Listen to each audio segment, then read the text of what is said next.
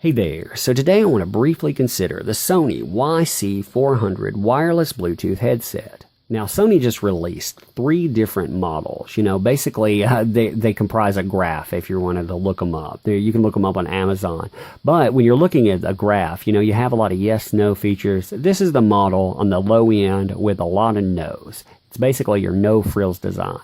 It's going to have the longest battery life. It's going to be the lightest weight. And that's because there's not a lot added onto it when you look at it. And, there's not a lot pulling off of it. There's not a lot to add on. You compare that, very briefly, instead of making you go look at it. Basically, if you want to compare that to, say, the mid-range ones, the WI-C400s, that's where you get into the high-res audio capability, the customizable sound with mobile app, or basically, when you're saying that, you're talking about having an EQ that you can adjust in an app. And then on the high-end ones, the Y1000Xs, that's when you get into noise cancellation, ambient sound, plus the sound stuff we talked about before. Now, with these, basically with Bluetooth in general, you have 3 types of designs. You have those that are designed for call first, and that music is kind of an afterthought there. You have those that are designed for specifically for music, and then you have the types that are designed for sporting, so it's basically fit and weird design sometimes, over anything else for consideration.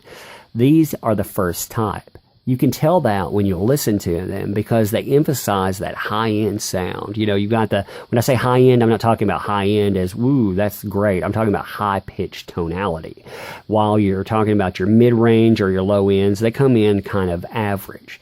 Now, I've heard people talk about that like that's very disappointing. I think that's kind of a medium thing. You kind of expect that with that design.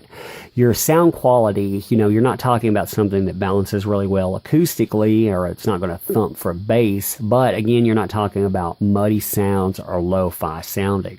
Also, when you're talking about testing with these, they actually do test pretty well. And when I say testing, I'm not just talking about listening. I'm talking about going online, setting it up, typing in test my headphone, going to one of those sites and testing the drivers, sound, and everything. These test decently well, but still, again, no frill design. You can kind of tell that not only by looking at them, but by boxing. When you look at a box says a lot about something. I personally was disappointed with the box with these because Sony is really good about boxes most of the time. They kind of make that an experience. Even if you're disappointed over time, it kind of camouflages that. This, it's basic when you look at that. You basically have names set up, standard picture, and then, you have your type set up. But the things that it's hyping are sound quality, battery life, and, hey, I'll hook to your phone. With battery life, you're talking about 20 hours of music time. That's off of a 4.5-hour charge. Although, to note with that, if you say it dies and you want to use it, charge it for 15 minutes. It's going to give you about an hour of use time, just to say with that. Now, when you look at the things that it's hyping in the back, again, basic setup, but it's talking about easy-to-use controls, where everything's located, the way cord management sets up, the way you can wear and then wind and so on, and, your basic things like hand-free calling, voice assist functions, and so on. Now, when looking at these, the first thing that really jumped out for me was the fact that these weigh nothing. I mean, I was really surprised by that. I actually read people saying they were cheap because of that, but again, no frills. There's nothing added on here. This, all told, you're talking 7 ounces. I mean, it's nothing when you with that. I can't get that across. I can't really illustrate that with a video, but I mean, I'm telling you, it weighs nothing. It feels really nice when you put them on. I think that's one of the best features with this, in fact. When you're setting up, when you're talking about that, plus the curvature, newer models have a curvature here versus the older models, they had that standard set where they, were basically just one uniform motion. This makes up of the fact that your neck sets a certain area. This is going to raise a little bit. And when you combine that with the fact that, these flex enough, they still return to form, so they're not cheap, but they don't force you to sit there. They're not so rigid. You're talking about something you can forget you're wearing. I could actually literally forget I'm wearing these because they weigh nothing. So that's a huge pro for these, especially if you're talking about wanting to use something for calls a lot more than anything else. Now with cable management, when you look at that feature, basically, you can see the cable running through, and then the way it sets up, it really depends on the types. Your earliest models had a lock-in feature, then you went to magnets, you had a magnet here, or you loop around weird magnets. Then you had your clicks, basically click them in and you reel it in, or you had your hang downs. Now, this is a variation of hang down design, although it comes out the side here, and then you can see for adjustment, you have stoppers. So you have a stopper here, and if you look at the other side, you have a stopper on that side. So you can basically move it around, get it set up. Say you're tired of using it, you want to reel it to a certain point. You can adjust it, and you're good to go. You put the stoppers in each side, and now you're good to go. Now, the one thing I wonder about with this design is when I'm pulling this, and say I pull too hard, after a little while, and my stopper is a little bit farther up, what happens when I position this too hard? Is this going to actually cause fraying or giving here? I don't know the answer to that. I'm kind of interested in that, but that's something as a consideration. Now, when you're looking at the other end of this, they did actually take into account fraying off of the headphone. In fact, I don't know if it shows up really well, but you can see how gelled over the whole design is. I think that's actually pretty nice. It feels good too when you're picking it up, but it also helps with grip, so you're not having as many problems with that. Now, when you're looking at this setup, it's very standard, easy to understand, easy to utilize setup. Right and left are marked on each side. You have left here. You can see right is marked over here. There's nothing else on the right side, really, so you're not having to worry about that. But then you have, your power, your indicator light, volume, or your skip features, so you go back and forth or just whatever with that. And then you have your call features, and you have your microphone is actually here. Your antenna is set up here. That's something to always consider too, where your antenna is set up, because when you're talking about pairing and then you're talking about obstruction, if you're talking about pairing, you want it to, everything tells you to get the antenna as close to wherever. Well, if you don't know where the antenna is, you're just putting your item wherever. When you're pairing it the first time, line this up with your device. It will pair a lot faster, a lot easier. I had no problems whatsoever with that. With this too, it's going to vibrate through the headband. That can actually scare the bejesus out of you when you're talking about it, because, you first set it up, you get a call when you're not expecting it. It's very odd feeling. Now, when you're talking about what comes with this, you have no frills. You have one of the easiest to understand instruction guides I've ever seen. This is pretty much idiot-proof when you get down to it. I don't mean that not knowing makes you dumb in any way either. People do crazy things with their devices. I think that if instructions are easier to understand, they don't have like a million words, people are more likely to use them. This is easy to understand. You have, it also talks about contents. Ooh, I opened the box. What did I get? This is what you get. And it's not a lot there. When they talk about reference guide too, it's very interesting what they consider a reference guide.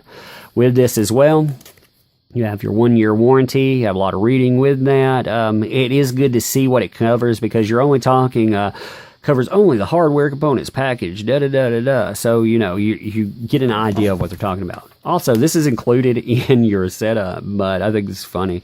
When you're talking about charging that first time, pop it out, roll it over. When you go to put it back in, don't bend it halfway, because if you do, you'll break it. I like that. It's insulting in its own way, but it makes you think. People do this stuff.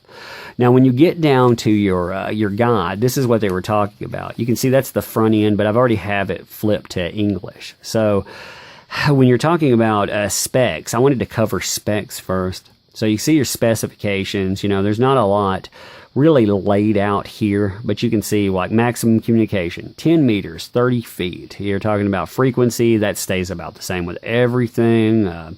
Transmission, what's included, and then you have under your wireless stereo headset area, talks about power source. Your DC is 3.7 volt, built-in lithium-ion rechargeable battery, and so on. Your DC 5 volt when charged using USB.